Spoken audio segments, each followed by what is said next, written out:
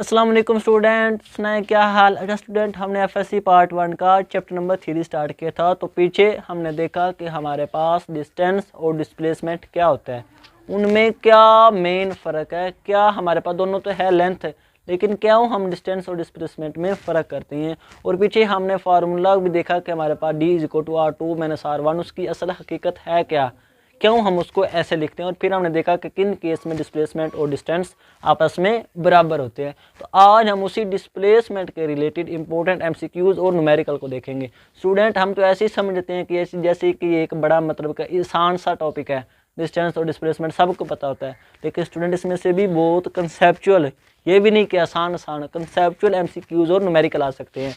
Student, हम MCQ जो है हमारे पास वो सिंपली नहीं देखेंगे कि हमारे पास डिस्टेंस की डेफिनेशन क्या है, डिस्प्लेसमेंट की डेफिनेशन क्या है, तो हम वो नहीं देखेंगे।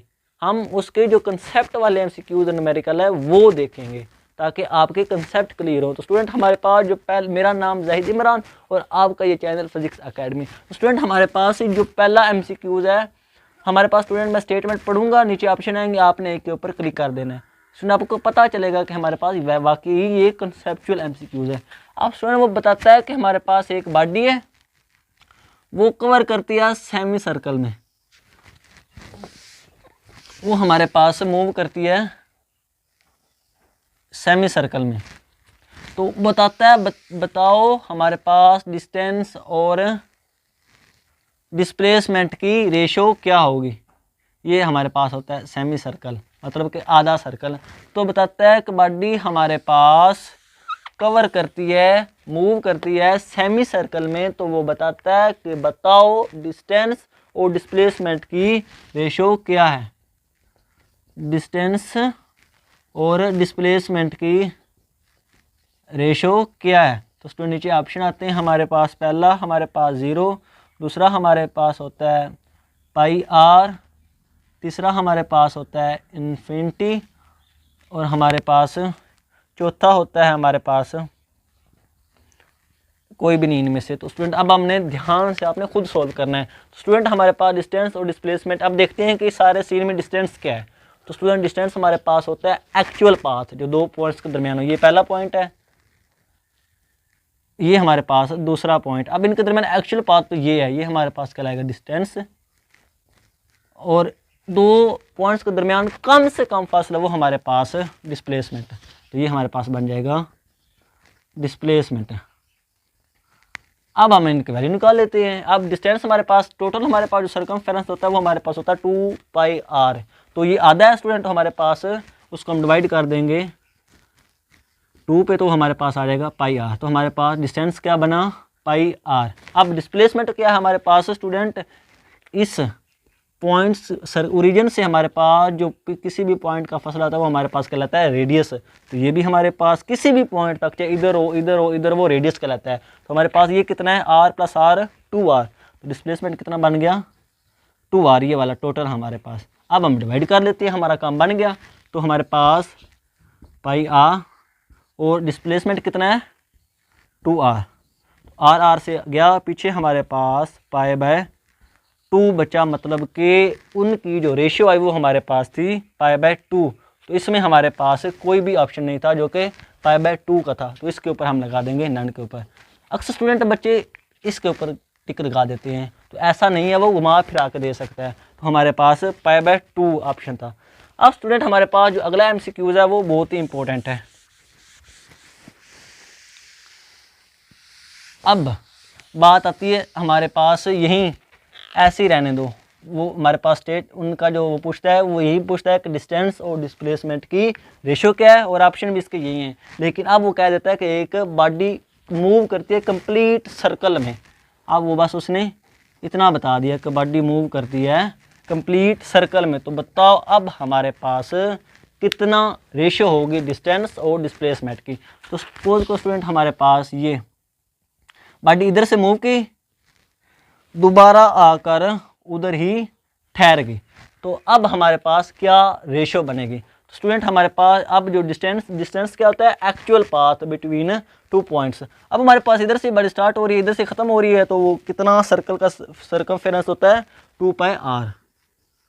2πr ये हमारे पास हो गया डिस्टेंस, इस पार्टिकल का जो उसने इधर इतना मूव करने के लिए कवर किया। अब नीचे हमारे पास क्या है, डिस्प्लेसमेंट, जो कि दो पॉइंट्स के दरमियान कम से कम फासला होता है। स्टूडेंट हमेशा ये बात याद रखना। तो अब हमारे पास बॉडी स्टार्ट ही शुरू भी इधर से हुई और आकर ख़त्म भी इधर ही होगी।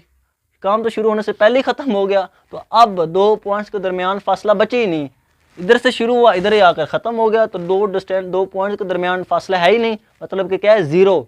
जब भी बॉडी कितनी मूव कर ले स्टूडेंट, ये हमेशा याद रखना, चाहे वो किधर से किधर होकर आ जाए, लेकिन अगर वो जहाँ से शुरू हुई थी वहीं घुमा फिरा कर वहीं आए तो उस वक्त उसका डिस्प्लेसमेंट ज़ीरो होगा। ये याद रखना हमेशा। बॉडी जितना मर्जी डिस्टेंस कवर कर ले, जितने मर्जी चक्कर लगा ले, लेकिन यहाँ से वो शुरू हुई थी, अगर ख़त्म वो वहाँ पे आकर हुई है, उसकी मोशन वहीं ख़त्म हुई है, तो उसका डिस्प्लेसमेंट ज़ीरो होगा। तो हमारे पास समथिंग ओवर ज़ीरो क्या होता है, इन्फिनिटी। तो ये हमारे पास आ गया अब आंसर इन्फिनिटी का। ये तो गलत था ना, वो बच्चे इसको गलती से टिक कर देते हैं। अब हमारे पास ये इन्फिनिटी का ऑप्शन होगा जब हमारे पास कंप्लीट सर्कल की बात होगी। हाफ की बात होगी तो π/2 आ जाएगा आंसर। और हमारे पास अगर बात हुई कंप्लीट सर्कल की तो उस वक्त हमारे पास इन्फिनिटी आ जाएगा।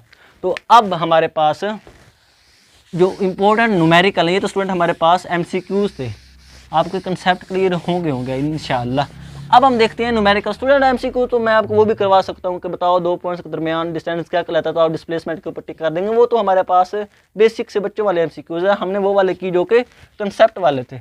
अब न्यूमेरिकल स्टूडेंट हमारे पास पहला कहता है कि ये एक हमारे पास सर्कल है, ये वाला। अब वो कहता है कि एक बंदा उसका चौथा हिस्सा कवर करता है, वो मूव करता है इसका चौथा हिस्सा।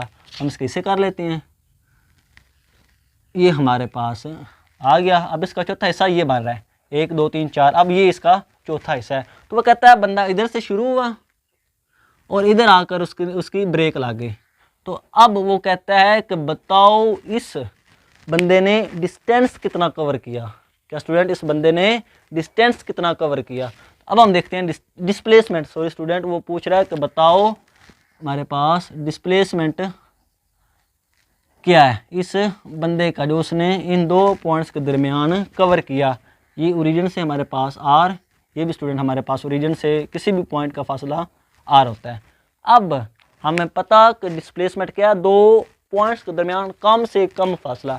अब ये दो, एक ये पॉइंट है, एक ये पॉइंट, बंदा इधर से शुरू हुआ इधर आकर रुक गया। अब इनके दरमियान कम से कम फासला बना स्टूडेंट ये वाला, ये हमारे पास है डिस्प्लेसमेंट वेक्टर।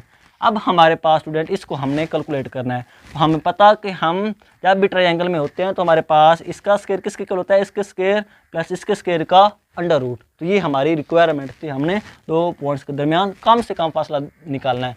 और ये हमारे पास आ जाएगा इसका स्क्वायर प्लस इसका स्क्वायर, ऊपर आ जाएगा अंडर रूट। अब हमारे पास ये आ जाएगा 2r स्क्वायर अंडर रूट, और ये हमारे पास है स्क्वायर, ये इससे कट जाएगा तो बचेगा हमारे पास 2 अंडर रूट r। और यहाँ से ये बात भी पता चल गई कि डिस्प्लेसमेंट हमेशा छोटा होता है किससे, डिस्टेंस से, या बराबर होता है। बराबर उसी वक्त होगा जब वो स्ट्रेट लाइन में मूव करेंगे, स्ट्रेट पाथ में मूव करेंगे, लेकिन हमेशा डिस्प्लेसमेंट छोटा होगा। देखो उसने इधर तक पहुँचने के लिए जो डिस्टेंस एक्चुअल पाथ था वो हमारे पास कितना है, 2r, r plus r 2r, लेकिन डिस्प्लेसमेंट कितना आया, 2 अंडर रूट r, 2 का अंडर रूट होगा 1.4 आई थिंक ये आता है। तो डिस्प्लेसमेंट कम हो गया, जो कि कम से कम उन दो पॉइंट्स के दरमियान फासला था। तो अब हमारे पास ये था हमारे पास पहला इंपॉर्टेंट न्यूमेरिकल। अब स्टूडेंट वो कहता है कि बताओ जी डिस्प्लेसमेंट वेक्टर की मैग्नीट्यूड क्या होगी। अब वो मैग्नीट्यूड पूछ रहे हैं, हमारे पास वो एक क्यूब दे देते हैं। ये हमारे पास स्टूडेंट क्यूब होता है, वो हमारे पास 3D में होता है, 3 डिमेंशनल का होता है। सर्कल हमारे पास 2D में बन जाता है, ये हमारे पास बनता है 3D में। ऐसे इसको बना लिया हमने। अब स्टूडेंट हमारे पास वो कहता है कि एक पॉइंट को आप ओरिजिन ले लें और बताओ हमारे पास कितना फासला होगा, कितनी डिस्प्लेसमेंट की मैग्नीट्यूड होगी। अगर हमारे पास ये भी A है, ये भी A है और ये भी हमारे पास A है, और इसको हम मान लेते हैं ओरिजिन। तो वो कहता है इस बंदे ने यहाँ से यहाँ मूव किया, ये P1 है उसका, ये हमारे पास है P2। तो वो कहता है कि इस बंदे ने इतना मूव किया, P1 से P2 की तरफ आया, तो बताओ इसने कितना डिस्प्लेसमेंट कवर किया। तो अब हमें पता कि डिस्प्लेसमेंट क्या होता है, दो पॉइंट्स के दरमियान कम से कम फासला डिस्प्लेसमेंट कहलाएगा। तो अब हम इसको ज्वाइन कर लेते हैं, यही हमारे पास कम से कम फासला बन सकता है दो पॉइंट्स के दरमियान। अब हमें पता कि डिस्प्लेसमेंट वेक्टर किसके इक्वल होगा, यहाँ से पता चल रहा है कि डिस्प्लेसमेंट वेक्टर हमारे पास 3 कंपोनेंट 3D में था, तो 3 कंपोनेंट, ये हमारे पास x वाला हो जाएगा, ये y वाला, और ये हमारे पास z वाला। तो हमारे पास i कैप, हमारे पास j कैप, और फिर हम z में मूव करें तो हमारे पास फाइनली उस पॉइंट तक पहुंच जाएंगे जो कि हमारे पास कहलाता है डिस्प्लेसमेंट वेक्टर। अब हमें क्या चाहिए, डिस्प्लेसमेंट की मैग्नीट्यूड। तो अब हम इसको निकालते हैं मैग्नीट्यूड। तो हमें पता कि मैग्नीट्यूड के लिए क्या करते हैं, जो i के साथ होता है उसका स्क्वायर, जो हमारे पास j के साथ होता है उसका स्क्वायर, जो हमारे पास k के साथ होता है उसका स्क्वायर, अंडर रूट, ये स्टूडेंट स्क्वायर होगा, ये हमारे पास आ जाएगा 3a स्क्वायर।